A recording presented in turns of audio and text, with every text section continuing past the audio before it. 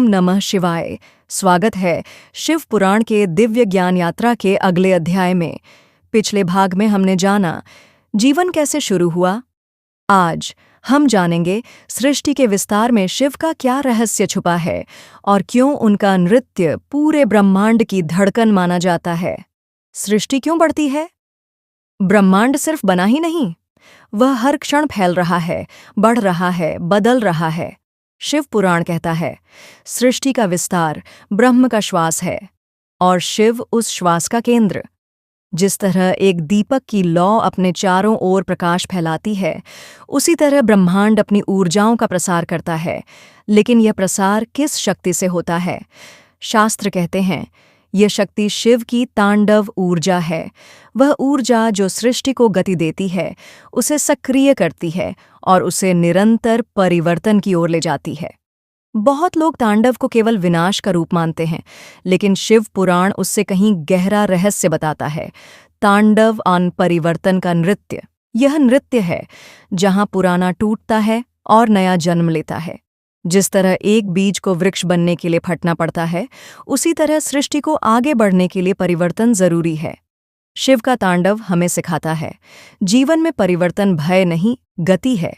परिवर्तन अंत नहीं, शुरुआत है। ब्रह्मांड की धड़कन, नाद। शिव पुराण कहता है ब्रह्मांड की उत्पत्ति नाद से हुई। एक सूक्ष्म ध्वनि, एक कंपन, जिसे हम एयुएम कहते हैं। यह नाद ही सृष्टि की धड़कन है। हर ग्रह का घूमना, हर तारे की चमक, हर आत्मा की गति, सब इसी नाद पर आधारित है।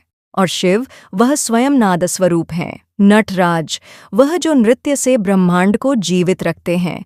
मानव जीवन पर इस ऊर्जा का प्रभाव, यह सब सिर्फ ब्रह्मांड के लिए नहीं है, यह ऊर्जा हमारे भीतर भी बहती है।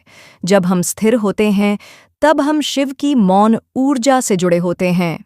जब हम रचनात्मक होते हैं, तब हम शिव की सृष्टि ऊर्जा से जुड़े होते हैं। और जब हम जीवन में बदलाव स्वीकार करते हैं, तब हम शिव के तांडव का अनुभव करते हैं।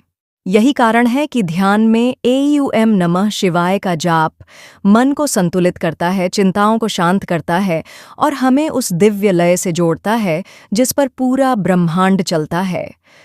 अगले भाग में हम जानेंगे शिव का पंचकृत्य, सृष्टि, पालन, संहार, तिरोभाव और अनुग्रह।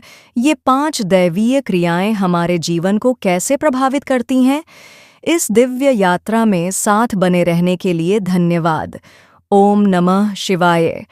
फिर मिलेंगे एपिसोड 8 में।